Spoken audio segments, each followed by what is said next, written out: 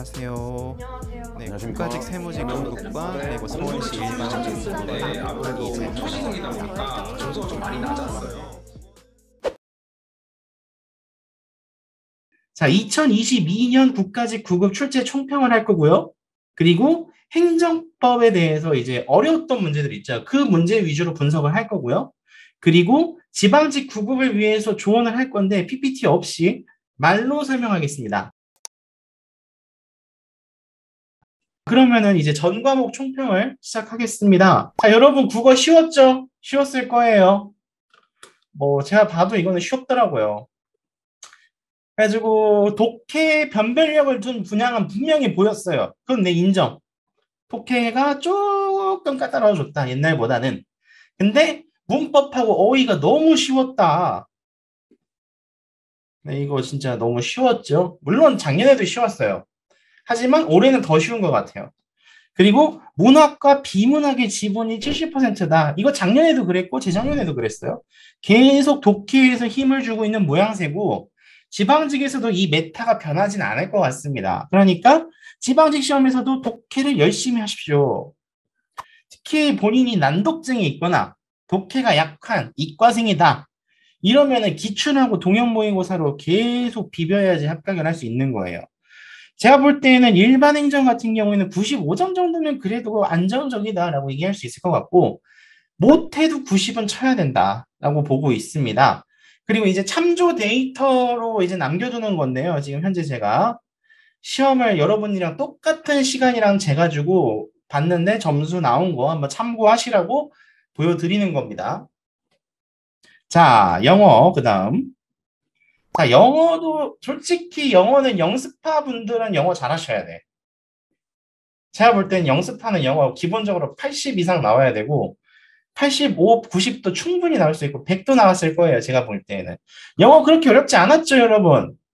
맨날 단어 주는데 어려웠을 리가 있나? 어려웠다고 하면 할 말은 없고요.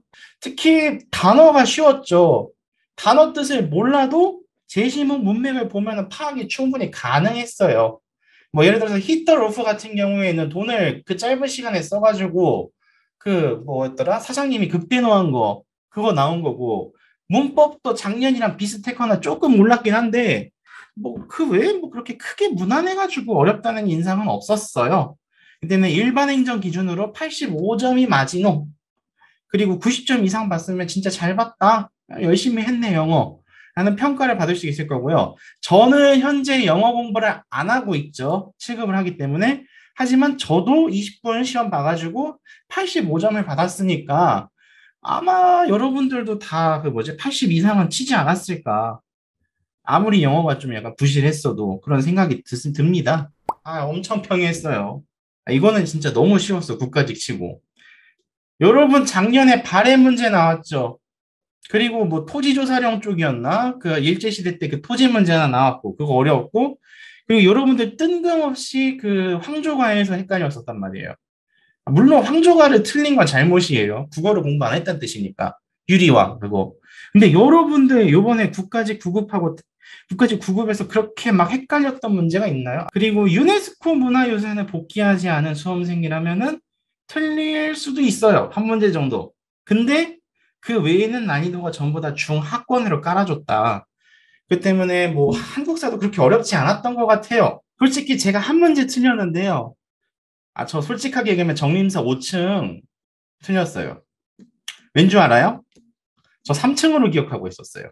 그래가지고 하나를 틀렸습니다.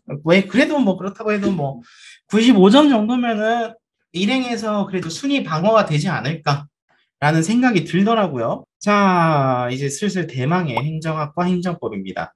이 멘토 예상대로 나왔어요. 제가 맨날 여러분들 수업할 때 유튜브로도 송출됐겠지만은 지자법, 행정기본법 맨날 보라고 노래를 불렀거든요. 근데 지방자치법 개정조항이 역시나 출제가 됐어요. 그리고 특별지방자치단체 조항을 안 보고 들어갔다. 그러면은 겸직 금지로 낚였을 거다. 왜냐하면은 그렇지. 공무원은 겸직 금지지. 이러고서 봤을 텐데, 그러면 이제 그냥 출제자 예상대로 그냥 다 낚이는 거예요.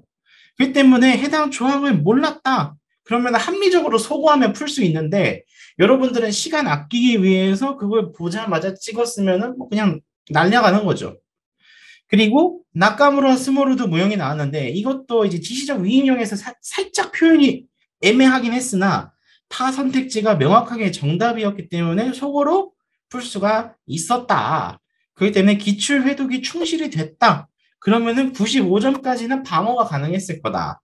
그러니까는 이 특별지방자치단체 한 문제 정도 틀렸겠죠. 뭐 90점까지도 나쁘지 않습니다.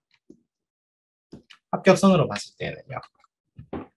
자, 진짜 대망의 누구누구누구누구 행정법입니다. 예, 다소 어려움이라고 줬는데 솔직히 이거를 빼야 될지 말아야 될지 제가 좀 고민을 많이 했어요.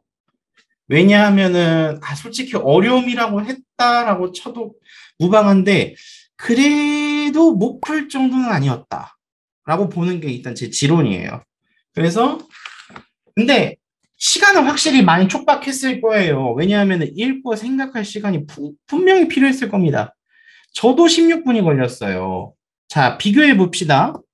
이 행정학 같은 경우에는 제가 6분 걸렸다고 했죠. 6분 100점이 나왔는데 행정법 같은 경우에는 16분이 걸렸어요. 이 말은 뭐냐? 문제가 그렇게 호락호락하진 않았다는 거죠. 그리고 탁 과목, 요번에 행정학하고 한국사가 쉬웠거든요. 여기서 시간을 대단히 많이 아껴 써야 됐을 거예요. 그렇지 않았으면 행정법에서 이제 시간 10분 남겨놨어. 이제 행정법을 풀어야 돼. 그러면은 이게 10분 만에 풀 수 있는 문제의 사이즈는 아니었거든요. 그러니까 패닉이 왔을 확률이 대단히 높다. 자, 여러분 행정법 맨 마지막에 푸신 분들 시간 엄청 모자랐죠? 그리고 사례형이 5문제가 출제되었기 때문에 물론 사례형이 안 나왔던 건 아니에요. 옛날에도. 그런데 이렇게 많이 나올 거라고는 아무도 예상을 못했을 겁니다. 그래서 당황했을 거예요. 특이하게 행정법과 헌법에서 크로스오버 현상이 대놓고 일어나는 바람에 이 헌법을 공부한 학생이라면은 충분히 편하게 풀었을 거예요. 한 7급 애들.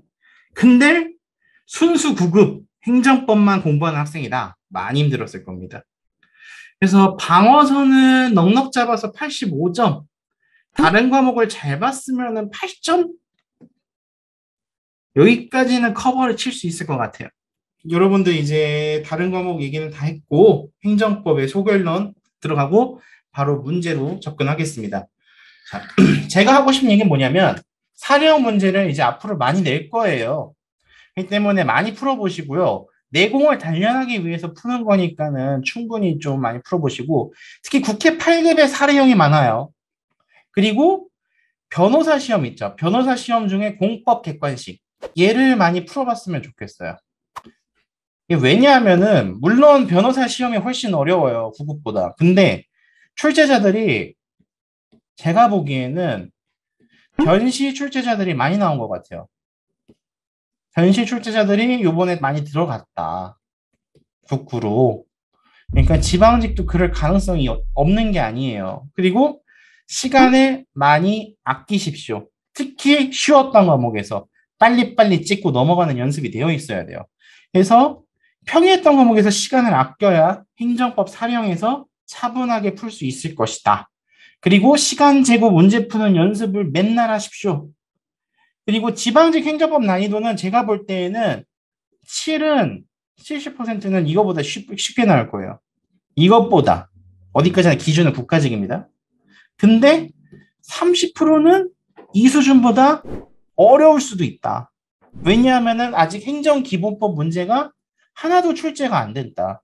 여러분 이번에 행정기본법 조문이 하나도 안 나왔기 때문에 지방직하고 군무원 이번에 2번 남았죠. 행정법 시험이 9급에서는. 그러니까 지방직 9급에서도 충분히 나올 수 있을 거고요. 그렇기 때문에 안전빵으로 준비하려면은 국가직 수준으로 준비하고 가는 게 안전할 것 같아요. 왜냐하면 이번에 메시지를 세게 줬어요. 전문 과목에서 어렵게 내겠다. 그리고 기출을 재탕하는 문제는 10초 컷할 수준으로 회독을 하시기 바랍니다. 이거는 당연히 필수예요.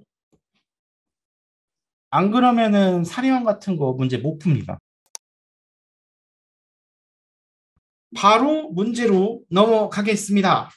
다음 사례에서 대한 설명으로 옳은 것은 민간시민단체 A는 관할 행정청 B에 개발산업 승인에 대한 정보공개 청구를 했대요.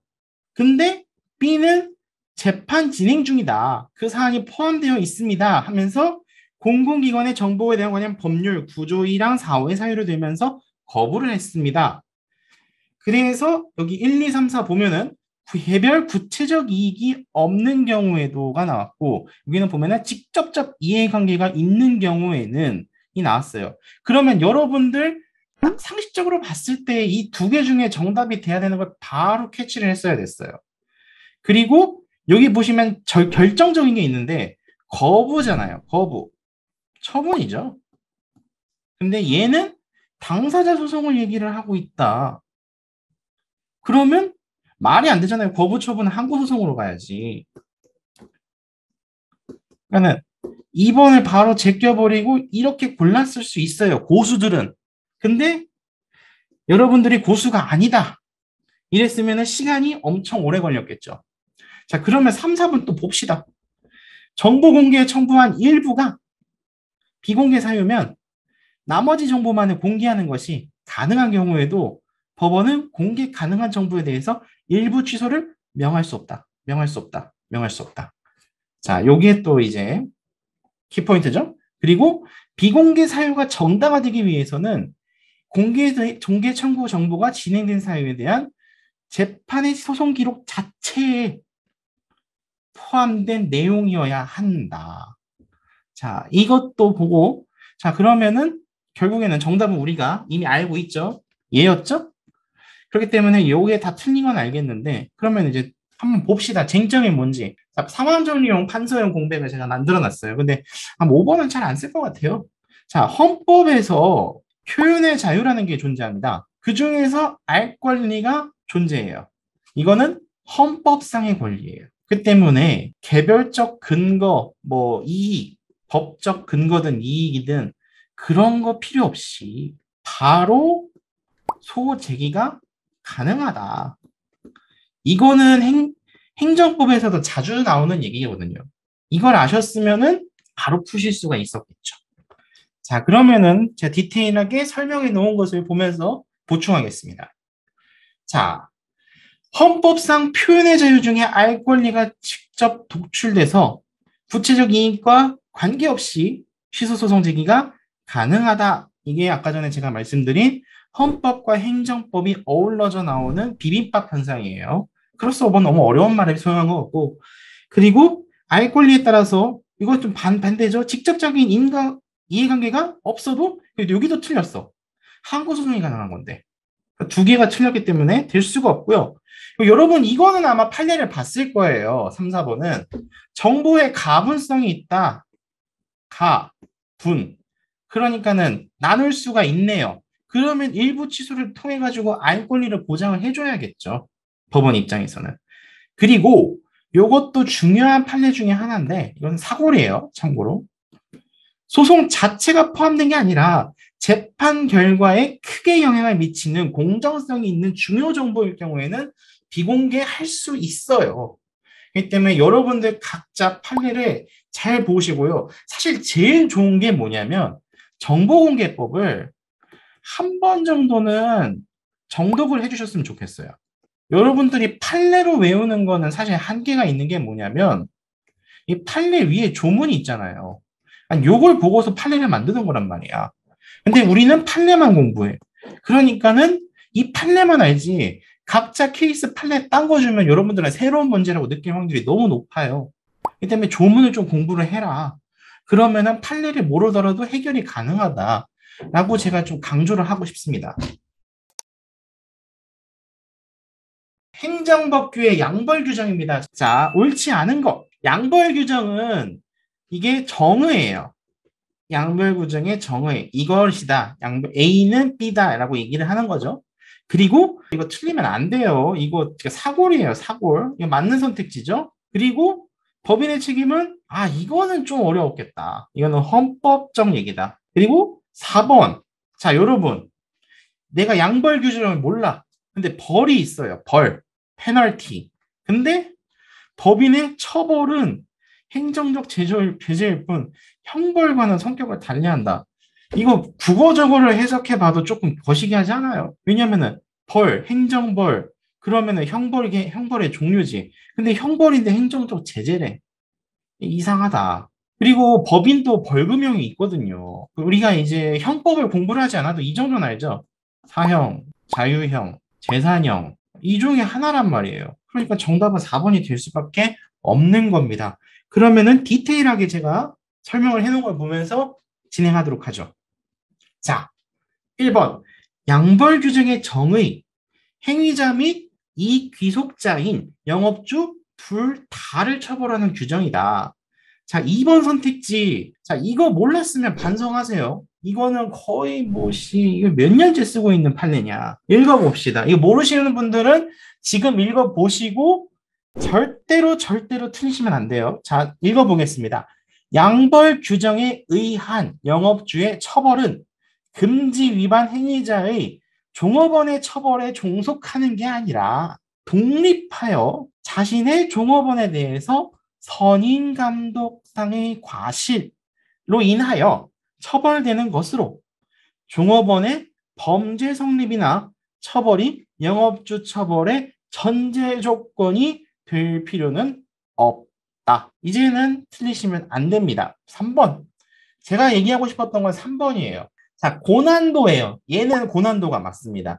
만약에 이 4번 선택지가 어려운 선택지였으면은 여러분들 이 문제 오답률이 50% 이상이 넘어갔을 겁니다. 자, 주로 헌법에서 다뤄지는 이론인데요. 대표자론과 대리인론을 구별하는 문제였어요. 근데 이거를 설명하려면은 한참 걸리니까 쉽게 생각해 볼게요. 자, 여러분, 서울시의 의지는 뭡니까? 우리 서울시 얘기하면 누구부터 떠올라요? 사람으로 따지면? 오세훈 시장님이 떠오르겠죠. 여기서는 서울시에서는 이제 대빵이시잖아요.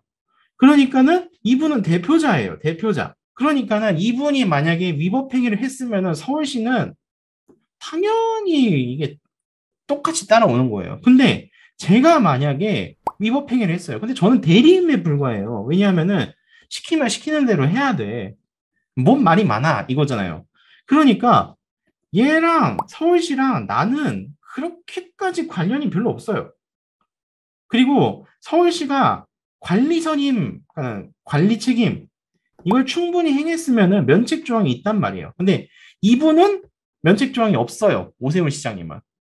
그러니까 쉽게 얘기하면 대표이사의 법규 위반 행위는 법인의 법규 위반 행위로 직결한다. 다이렉트로 간다. 근데 근로자는 꼭 그렇지는 않다라는 걸 알고 계시기 바랍니다. 이 3번 선택지는 반드시 복습을 하시고요.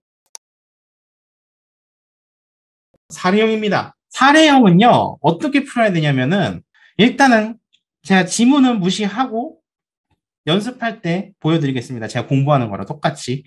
건축주 갑은 토지 소유자 을과 매매 계약을 체결했대요. 근데 을이 사용 승낙서를 받아서 건축 허가를 받고 A씨한테 받았어. 근데 잔금을 기일 내에 지급하지 못하면 매매 계약이 해제될 수 있고, 이 경우 토지 사용사는 효력을 잃으며 토기 처리하기로 약정을 했대요. 근데 을은 갑이 돈을 안 주니까는 매매 계약을 해제했다. 자, 그래서 얘가 돈, 그리고 여기가 토지 사용 승낙서. 참고로 이 판례에서 시장은 의정부 시장입니다. 그래서 허가해주고요. 근데 얘가 돈을 안 줬어. 그래서 토지 사용 승낙서가 취소가 되죠. 이거는 사법상 계약이니까. 그래서 여기가 철회를 요구했다. 지금 이게 이 상황의 전체예요. 자, 그러면은 여기서 쟁점이 뭐냐면 철회권의 유무예요. 이거 하나 물어보는 거랑 진배가 없습니다. 나머지는 다 들러리예요. 근데 우리가 판례를 공부를 했으면 알겠지만은 일반적으로 제가 만약에 지나가던 A야.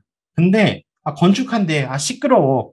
그래서 이게 철회를 요구하면은 안 받아줘요. 왜냐하면 신청권이 존재하지 않거든. 근데 여기는 신청권이 존재하는지 이걸 묻고 있는 거예요. 여러분들은 이 지문을 보자마자 이 그림이 머릿속에 그려지셨어야 됐어요. 자, 그러면은 바로 디테일한 설명으로 넘어가겠습니다. 자, 이 판례 여러분들 한 번쯤은 읽어보셨을 거고 반드시 기억해야 되는 판례예요.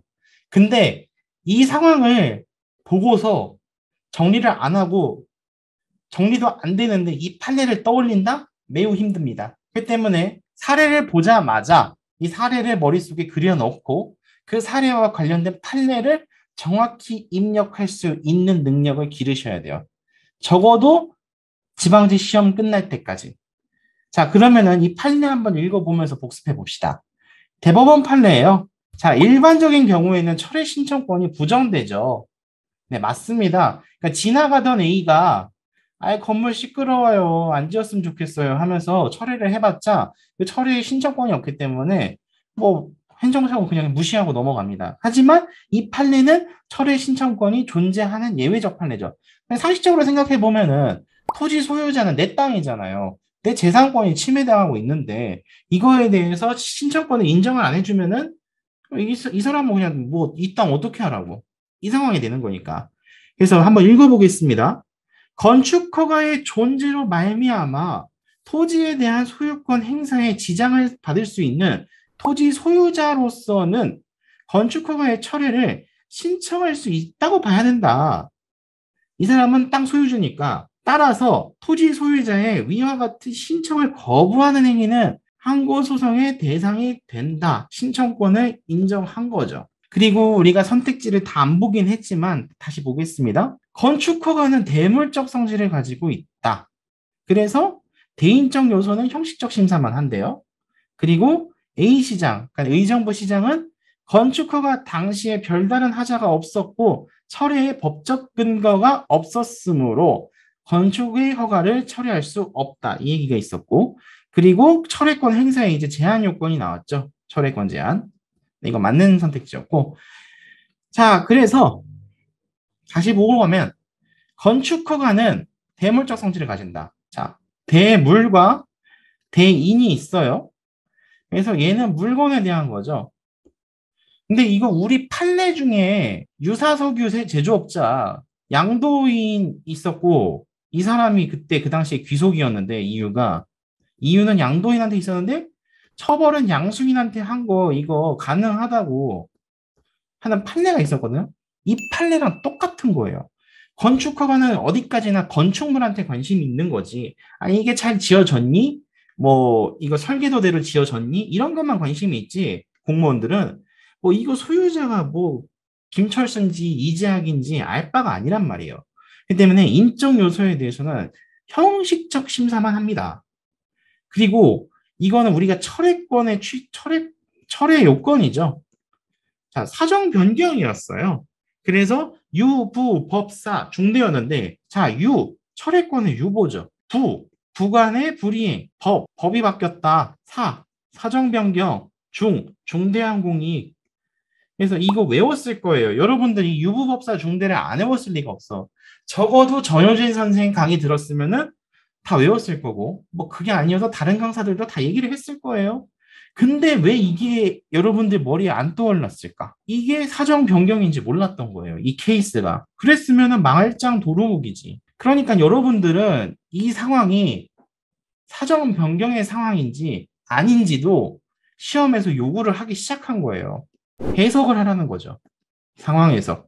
갈수록 난이도가 높아지고 있다. 라고 얘기할 수 있습니다. 자, 4번. 그래서 철회권의 행사 제한 요건이 나왔죠. 그 뭐 실내 보호라든지 뭐 제3자 이익 뭐 그런 거 이익 형량 해가지고 결정을 하는 게 이건 뭐 솔직히 얘기하면 들러리고. 자, 12번 봅시다. 자, 이거는 참, 저 이거 보면서 좀 약간 뜨악했어요, 솔직히. 이거 헌법이에요, 사실상. 헌법에서 많이 달아지고 행정법이 안 나온 건 아니야. 그러니까 없는 건 아닌데 이거를 헌법에다가 문제를 냈어도 크게 지장은 없는 그래서 50대 50보다는 한 헌법이 60 정도 섞여 있고 행정법이 40 정도 섞여 있는 A시 시장은 관계조항에 따라 가지고 공동주택 분양을 받는 갑을병정 등에게 학교 용지 부담금을 부과했대요. 자, 이게 뭐냐? 분양자한테 부담을 한 겁니다. 네, 우리가 헌법 판례를 알고 있으면 좋은 게 이제 판례를 외우세요. 이것밖에 답이 없어. 분양자한테 부담금을 부과하는 거는 위헌이에요. 결론적으로. 결론부터 먼저 얘기할게요. 근데 시행자한테 부담하는 거는 얘는 합헌이다. 학교용지 부담금에 대해서는. 그래서 이 결론을 외우세요. 진짜 제가 이렇게까지 하기 싫었는데 어쩔 수가 없습니다. 점점 가면 갈수록 이게 난이도가 높아져가지고 솔직히 7급하고 9급하고 구분하는 실익이 점점 없어질 것 같아요. 아마 내년엔 더 어려울 겁니다. 왜냐하면은 채용자가 또 줄 거 아니에요. 윤석열 정부 들어가지고. 그러니까 더 심하게 내면 심하게 내지 덜 하진 않을 것 같아요. 자, 그러면 일단 계속 얘기하겠습니다. 자, 위헌 법률 심판 제청을 했습니다. 그래서 헌재가 위헌 결정을 내렸대요. 자, 이거죠. 근데 여기 단이 나왔죠. 단. 가을 병정은 모두 위헌 심판 제청은 하지 않았습니다. 자, 이거 진짜 중요해요. 사실 제가 볼 때는 이 앞에는 솔직히 그렇게까지 영향 없고 이 단서 조항이 엄청 셉니다. 이걸 반드시 보셨어야 됐어요. 자, 그러면은 계속 문제 보겠습니다. 갑은 부담금을 납부하였고 부담금 처분에 불가증력이 생겨버렸네요. 자, 그러면 위헌이 이것을 소급해서 시켜주면은 불가증력이 깨져버릴 거고 소급이 안 되면은 불가증력이 그대로 유지되겠죠. 그래서 이미 납부한 부담금을 반환받을 수 있느냐 없느냐, 즉 이 문제는 위헌의 효력을 물어본 거예요. 이건 사실상 헌법입니다. 자, 다음 봅시다. 부담금을 납부하셨어요, 을 선생님은. 그래서 행정소송을 제기했고 이 행정소송이 계속 중이래요. 근데 위헌법률 심판은 제청하지 않았으므로 위헌 결정에 소급효는 미치지 아니한다라고 나왔는데, 자, 그러면은 위헌 결정이 기본적으로 대세효가 있거든요. 근데 이게 동종 사건이냐 유사 사건이냐 이거의 여부에 따라 가지고 달라지겠죠. 근데 보시다시피 부담금 납부 사건이기 때문에 동종 사건이란 말이에요. 여기까지 한번 파악을 하시고요. 그리고 병은요, 행정심판 청구를 해서 기각재결사, 이거는 뺍시다. 이거 취소소송 조항이잖아요. 이거 모르면 안 돼요. 90일 재결사 받은 거. 이거는 뺐고, 이거 들러리고. 자, 4번. 정은 납부 의무를 확정했는데 위헌 결정 중에 압류가 이루어졌어요. 그래서 정에 대해서 부담금 징수를 위한 체납 처분을 속행할 수 있는가? 우리 도감매청이라고 얘기하죠. 독촉, 압류, 매각, 청산. 즉 위헌이 여기서 나왔는데 그냥 요쯤에서 나왔죠. 그러면 이거로 진행할 수 있느냐? Okay or not? 이걸 물어본 거예요. 자, 이번 상황을 다시 한번 좀 예쁘게 그려보겠습니다. 자, 학교 용지 부담금, 가불병정, 그리고 위헌 이렇게 나온 거네요. 자, 이거를 한번 그려보시고 머릿속으로 여기는 이제 행정 심판했고 행심, 여기는 압류 중, 여기는 그냥 납부했대, 여기는 행정 소송 중. 여기까지 그려보세요. 다음에 복습할 때. 자, 그러면은 제가 이미 완료시켜 놓은 판서로 넘어가겠습니다. 자, 이번 문제도 행정법과 헌법의 비빔밥 형상이 일어났습니다. 그래서 헌재의 위헌 결정이요, 얘 원칙적으로 장래효를 가져요. 즉 여기 위헌이 났죠. 위헌 판결이 났으면 이 다음부터 계속 효력 유지되는 거예요. 그러니까 이때부터. 근데 형벌 조항 있죠. 행정벌 같은 거 포함해서 얘는 예외적으로 소급이 됩니다. 그러니까 근데 지금 보면은 우리가 부담금 문제였잖아요. 근데 부담금은 형벌이 아니에요. 그러니까 이 불가증력이 발생돼 있으면은 소급이 원칙적으로 안 되기 때문에 부담금 반환이 불가능합니다. 이 중요한 판례가 튀어나왔고요. 근데 제가 조금 의아했던 게 뭐냐면 이런 위헌 판결의 효력 같은 경우에는 보통은 헌법의 통치구조론에서 나왔어요. 근데 행정법에서 튀어나왔다는 게 조금은 의외죠. 자, 그리고 헌법재판소의 위헌 결정은 동종과 유사 사건에 영향을 미칩니다. 이거는 행정법에서도 거의 맨날 나왔어요. 맨날 재탕. 2번은 틀리시면 안 되고 이건 진짜 틀리면 안 되고 3번은. 근데 이 4번이 말이죠. 얘는 이미 기출 판례에 존재해요. 그래서 위헌 결정 전에 압류가 이루어진 상태라도 위헌이 일단 내려지면은 차후 절차는 취소를 하고 압류를 해제해야 된다. 제가 이거 코드까지는 안 들어놨는데 매주 나오는 사골 판례거든요. 그러니까 이걸 보고 정답을 맞추셨어야 됐다. 근데 1번이 요번에 튀어나왔죠. 그러니까 이거는 다음에도 나올 겁니다. 2023년 뭐 이럴 때 얘기하는 거겠죠. 이건 좀 주의해서 봐야 되는 판례였어요. 자, 박스형. 자, 이거는 실수하기 딱 좋은 문제였죠. 행정상의 즉시 강제에 대한 설명으로 옳은 것 모두 고르시오. 이 박스기 때문에 여러분들이 시간이 좀 딸려가지고 뭐 그랬을 수는 있죠. 자, 항고소송의 대상이 되는 처분의 성질을 갖는다. 이은 과거의 의무 위반에 대하여 가해지는 제재이다. 자, 디귿 급박한 장애를 예방하기 위한 경우에는 예외적으로 법률의 근거가 없이도 이고요. 그리고 강제 건강 진단과 예방 접종은 대인적 강제다. 그리고 위법한 즉시 강제 작용으로 손해를 입은 자는 국가나 지방자치단체를 상대로 국가배상법에 정한 바에 따라 손해배상을 청구할 수 있다. 자, 이 선택지가 있었는데요. 자, 여러분 즉시강제와 쌍을 이루는 게 뭐죠? 뭐 대집행위라든지 뭐 직접강제라든지 뭐 이런 강제수단이 있죠. 그래서 이거랑 페어링을 해서 같이 공부를 해주셨으면 좋겠어요. 자, 일단은 즉시강제도 처분이기 때문에 항고소송이 돼요. 근데 여러분 주의해야 될 게 뭐냐면 대부분은 그 당시에 끝나잖아요. 즉시강제가. 그러니까는 소의 이익이 없을 확률이 높다. 왜냐하면은 제가 뭐 예를 들어서 뭐 그 청소년 유해 매체를 뭐 팔았어요. 뭐 길바닥에서. 그래서 공무원이 그거를 보고 압수한 다음에 전량 폐기 처분 시켜버렸대. 없어. 그러니까는 존재하지 않아. 그 청소년 유해 매체물은. 그러면은 그거에 대해서 취소송을 해봤자 돌려받지 못할 거 아니에요. 그러면은 취소의 이익이 소의 이익은 존재하지 않겠죠. 또 예를 들어서 건물이 있어요. 근데 건물이 막 내일 무너질지 오늘 무너질지 몰라. 그래서 구청에서 나와가지고 굴삭기로 다 부셔버렸어요. 그러면은 그 건물 부셔줬으니까 어쩔 수 없지.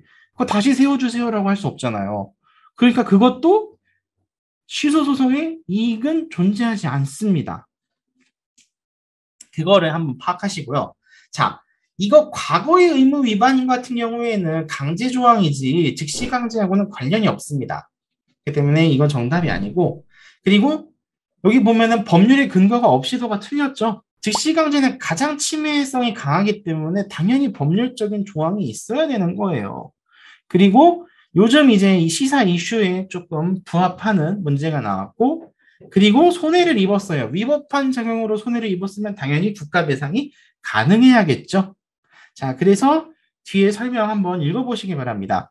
즉시 강제도 처분성은 있다. 다만 소의 이익이 없을 확률이 높다. 물론 이게 만약에 뭐 폐쇄 조치였다. 그러면은 취소할 수 있는 소의 이익이 있죠. 그런 거는 이제 케이스 바이 케이스니까 잘 파악을 하시고요. 그리고 의무 위반을 요건으로 하는 것은 행정상의 강제 집행이다 라는 거를 알고 계세요. 그래서 이거 혼동하기 되게 쉽습니다. 즉시 강제는 의무 위반을 요건으로 하지 않습니다. 자, 즉시 강제는 가장 권리를 침해하는 행위죠. 당연히 법률상 근거가 필요합니다. 그리고 강제건강진단과 예방접종 같은 경우는 대인적 강제 수단으로 볼 수 있어요. 이런 것들은 코로나 이슈랑 연계돼서 출제됐으니까는 계속 보시기 바랍니다. 그리고 위법한 즉시 강제는 당연히 국가배상법 청구가 가능하다. 뭐 또 아까 얘기했던 거죠. 그 때문에 정답은 3번이 되겠습니다. 자, 18번 박스형. 예, 한번 풀어보겠습니다. 자, 행정심판법에 따른 행정심판. 자, 이거를 해석을 하셔야 돼요. 얘는 그러면 무슨 행정심판입니까? 일반 행정심판이에요. 즉, 일반 행정심판이 아닌 것에 물어는 거랑 똑같은 문제입니다. 즉, 여기서 정답이 될 수 없는 선택지는 이런 거겠죠. 특별행정심판 혹은 행정심판이 아예 안 되는 거, 이런 것들이 선택지가 될 거고요. 자, 그러면은 한번 선택지를 볼게요. 공공기관의 정보 공개에 대한 법률 3, 정보 공개와 관련된 공공기관의 비공개 결정에 대해서 이의 신청을 한 경우, 자, 니은, 자, 토수위의 수용재결에 이의가 있어서 토수위의 이의 신청을 한 경우, 자, 또 난민법상 난민불인정 결정, 그리고 민원법에 따라서 법정 민원에 대한 거부 처분에 대한 이의 신청, 이런 거죠. 자, 그러면은 바로 뒤로 넘어갈게요. 자, 정보공개 거부 처분은 일반 행정심판으로 갑니다. 이걸 왜 알 수 있냐면요. 정보공개법에 따로 정해진 조항이 없어요. 그러니까는 특별행정심판은 기본적으로 개별법에 존재해야지 가능하단 말이에요. 근데 아예 행정심판에 대한 조항이 아예 없다. 그러니까는 당연히 일반법인 행정심판법을 거쳐서 제기할 수밖에 없는 겁니다. 자, 2번. 토수위의 재결에 대한 이의 신청은 특별행정심판으로 다뤄진다. 이거는 토지배상법에 존재하는 조문에 있어요. 그렇기 때문에 여러분들 토지배상법 조문을 몰랐다. 그러면 이거 틀렸겠죠. 그리고 조심해야 되는 게 보상금 증감 소송은 형식적 당사자 소송으로 다룬다는 것을 기억해 주시기 바랍니다. 자, 3번. 얘는 아무도 몰랐을 겁니다. 아마 당시에 제대로 알고 푸는 수험생이 없었을 거예요. 난민법에 따라 난민 인정 거부 처분은 행정심판이 아예 불가능합니다. 이거 고난도예요. 이건 아무도 몰랐을 거고요. 해당 선택지는 난민법 조항에서도 이게 국민 쪽의 그 국적법 쪽에서 그 난민이랑 세트를 이루어가지고 나오는 거였어요, 사실.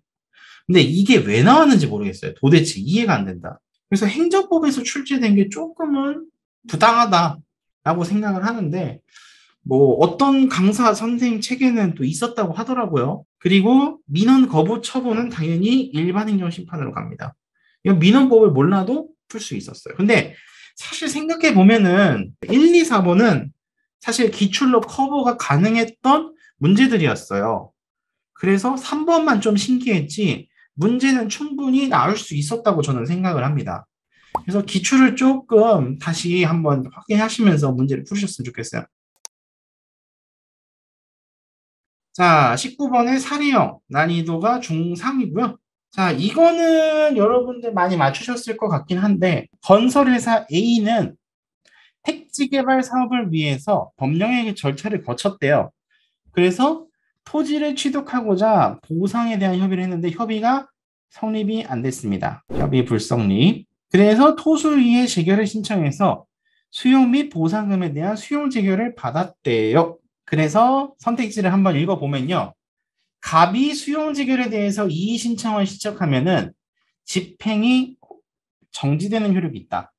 집행 정지와 부정지를 물어봤죠. 그리고 수용 자체를 다루는 경우 지방토지수용위원회를 상대로 수용 재결에 대한 취소 소송을 제기할 수 있다. 이걸 물어봤고, 그리고 보상금 증액을 위해서 손실보상을 구하는 민사소송을 제기할 수 있다. 민사소송이냐 당사자 소송이냐 이거 물어본 거죠.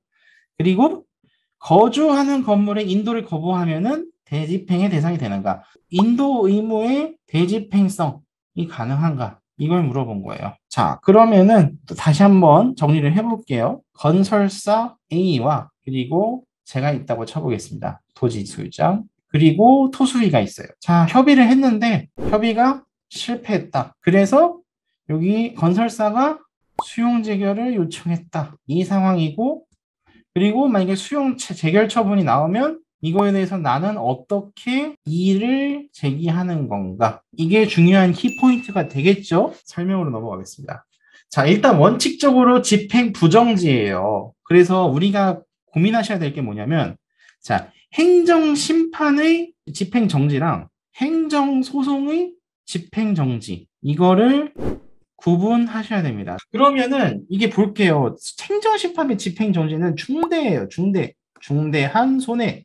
그리고 얘는 회복할 수 없을 정도로 회복하기 어려운 손해. 계속 조심을 하셔야 되고, 자, 2, 3번 같이 볼게요. 수용 자체를 다루면 토지수용위원회, 토수위를 상대로 취소소송을 제기하면 되죠. 근데 또 중요한 게 뭐냐면 보상금 증가 소송 같은 경우에는 사업 시행자를 상대로 형식적 당사자 소송을 제기해야 된단 말이에요. 즉 민사가 안 된다. 이거는 계속 기억을 해주셔야 돼요. 근데 수용 자체에 다뤄가지고 취소 소송 다루는 게 사실 여러분들이 잘 안 봤을 거예요. 왜냐하면은 오답 선택지가 아니었거든. 치명적인 선택지가 아니어가지고 안 봤을 텐데 이번엔 이 선택지도 같이 나왔다. 이것 좀 한번 보시기 바라고. 그리고 인도는 대체적 자기 의무가 아니죠. 그렇기 때문에 대집행의 대상이 될 수 없습니다. 그러니까는 이것도 한번 대집행의 요건에 대해서 자세하게 복습을 하세요.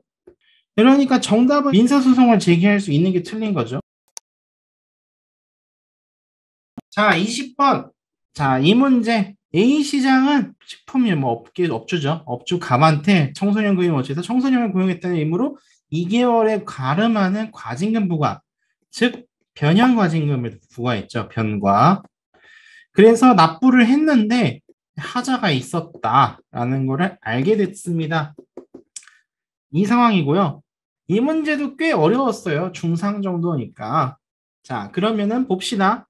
갑은 납부한 과징금을 돌려받기 위해서 관할 행정법원에 대해서 과징금 반환을 구하는 당사자 소송이래요. 근데 이게 과징금 부과 처분인데 처분을 취소하는 소송은 당연히 항고 소송이죠.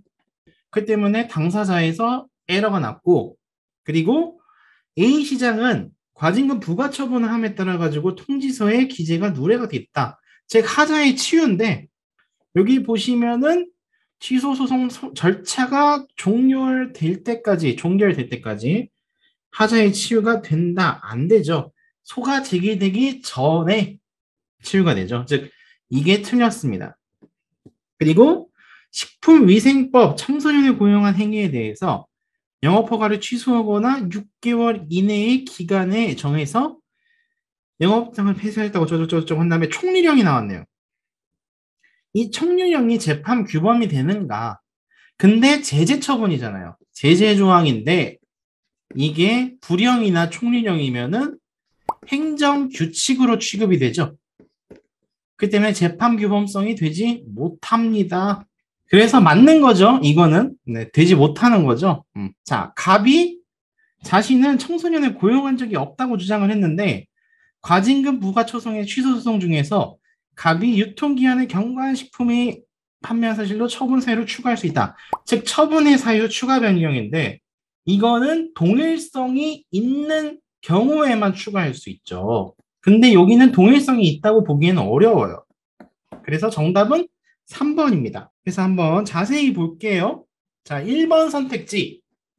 과징금 처분이다. 처분이면 당연히 항고소송으로 가야 되는데 당사자는 안 된다. 당사자는 법률관계 확인을 얘기하는 소송이잖아요. 그러니까 당연히 에러가 나고요. 그리고 선택지 소종결전이 아니라 소제기전. 네, 이거 조심하십시오. 그리고 식품위생법상 제재 기준에 대해서 물어봤는데 아까도 얘기를 했지만 대통령령이다. 법규명령이에요. 그러면 재판 규범성이 인정이 되죠. 그리고 헌법소원도 제기를 가능해요. 근데 총리령이랑 부령이다. 얘는 그냥 행정규칙이에요. 그러니까 구속성이 없고 법원을 구속하지도 않고 헌법소원도 제기할 수가 없는 거겠죠. 그래서 이거를 조금 조심해서 보셨으면 좋겠어요. 4번은 아까 얘기했던 거니까 굳이 넘어가겠습니다.